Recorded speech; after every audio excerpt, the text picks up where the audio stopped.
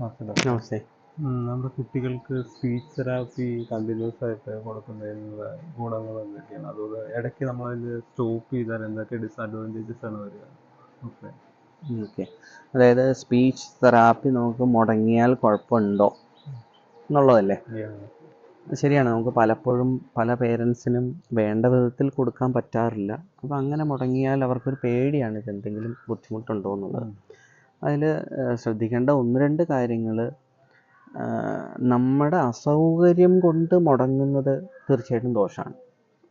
അതായത് ഞാനിപ്പോൾ ഈ ആഴ്ച 2 കൊടുത്തു, അടുത്ത ആഴ്ച എനിക്ക് യാത്ര പോകണം, എനിക്ക് കൊടുക്കാൻ പറ്റിയില്ല, പിന്നെ ഒരു മാസത്തേക്ക് നമ്മൾ അറിയാതെ വിട്ടുപോയി, അങ്ങനെ മുടങ്ങുന്നത് സത്യത്തിൽ ദോഷമാണ്.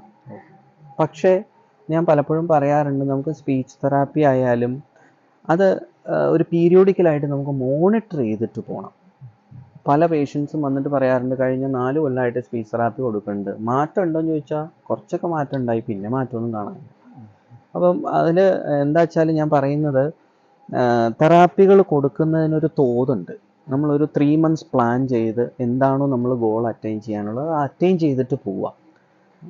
അതിൽ തന്നെ എസ്പെഷ്യലി സ്പീച്ച് തെറാപ്പിക്ക് നമുക്ക് അവരുടെ വൊക്കാബുലറി കൂട്ടുക എന്നുള്ളതിനേക്കാൾ ഉപരി ഞാൻ പലപ്പോഴും സജസ്റ്റ് ചെയ്യുന്ന ഒരു 6 മാസം തെറാപ്പി കൊടുത്താൽ ഒരു മാസം കൊടുക്കാതിരിക്കണം. അപ്പം പല സ്പീച്ച് പത്തോളജിസ്റ്റും പറയുന്നത്, അയ്യോ അങ്ങനെ കൊടുക്കാതിരുന്നാൽ ഈ 6 മാസം കൊണ്ട് കിട്ടിയത് മുഴുവൻ പോകും. പേരൻസിനും അതാ പേടി. പക്ഷെ അങ്ങനെ പോകേണ്ടതാണെങ്കിൽ അത് പോവുക തന്നെ വേണം. അതൊരിക്കലും സ്റ്റേബിൾ അല്ലെന്നേ ഞാൻ പറയുള്ളൂ. കാരണം ആ 1 മാസത്തെ തെറാപ്പിയുടെ ഡിലേ കൊണ്ട് അവൻ വീണ്ടും സ്റ്റേജ് 1 പോകുന്നത്, അല്ലെങ്കിൽ സ്റ്റാർട്ടിങ് സ്റ്റേജിലേക്കാണ് പോകുന്നതെങ്കിൽ നിങ്ങൾ എത്ര നാൾ കണ്ടിന്യൂസ് കൊടുത്താലും അതേ അവസ്ഥ തന്നെയായിരിക്കും. അപ്പോൾ അത് മോണിറ്റർ ചെയ്യണം. ഈ 6 മാസം കൊടുത്തിട്ട് 1 മാസം കൊടുക്കാതിരിക്കുമ്പോൾ കുട്ടി എത്രമാത്രം അത് ഫോളോ ചെയ്യുന്നുണ്ട്, കണ്ടിന്യൂ ചെയ്യുന്നുണ്ടെന്ന് നമ്മൾ നോക്കണം. അങ്ങനെ നോക്കി അത് നേരെ ബാക്കാണ് പോകുന്നതെങ്കിൽ നമ്മൾ വർക്ക് ചെയ്യേണ്ടത് കുറച്ചുകൂടെ നമ്മൾ കൊടുക്കുന്ന ഇൻഫർമേഷൻസ് കുട്ടി ഗ്രാസ്പ് ചെയ്യാനും അത് റിട്ടൻഷനും വേണ്ടിയിട്ട് വർക്ക് ചെയ്യണം. ഇത് വർക്ക് ചെയ്യാതെ ഒരിക്കലും നമ്മൾ കണ്ടിന്യൂസ് തെറാപ്പി, സ്പീച്ച് തെറാപ്പി കൊടുത്തതുകൊണ്ട് ഗുണം ഉണ്ടാവുമെന്ന് തോന്നുന്നില്ല. അപ്പോൾ പർപ്പസ്ഫുള്ളി നമ്മൾ 6 മാസം കറക്റ്റ് അതിൻ്റെ ഡോസേജിൽ കൊടുക്കുകയും പീരിയോഡിക്കലായിട്ട് ഇമ്പ്രൂവ്മെൻ്റ് ഉണ്ടെന്ന് നോക്കുകയും വേണം. അതോടൊപ്പം 1 മാസം കൊടുക്കാതിരിക്കുമ്പം അത് എത്രമാത്രം സ്റ്റേബിൾ ആവുന്നുണ്ടെന്നും കൂടെ നോക്കണം. എന്നിട്ട് വീണ്ടും നമുക്ക് റീസ്റ്റാർട്ട് ചെയ്യണം. ഇങ്ങനെ പോകാത്തിടത്തോളം കാലം വൊക്കാബുലറി അല്ലെങ്കിൽ അതിൻ്റെ ആ ഒരു പഠിക്കുന്ന വേർഡ്സിൻ്റെ എണ്ണം കൂടുന്നുള്ളതല്ലാതെ കുട്ടി ഒരിക്കലും അതെവിടെ ഇംപ്ലിമെൻ്റ് ചെയ്യണമെന്ന് പഠിക്കുന്നില്ല. കുറേ കാര്യങ്ങൾ അറിയാം. ഇപ്പം നമ്മൾ പല കുട്ടികളോട് സംസാരിക്കുമ്പോഴും ടാറ്റ പറയുമെന്ന് പറയുമ്പോൾ ആ കുട്ടി ടാറ്റ, ബൈ ബൈ, ഓക്കെ, ഒരു ഫ്ലൈയിങ് കിസും തരും. കാരണം അവനെ പഠിപ്പിച്ചു വെച്ചിരിക്കുന്ന പാറ്റേൺ എന്ന് പറയുന്നത് ഇതാണ്.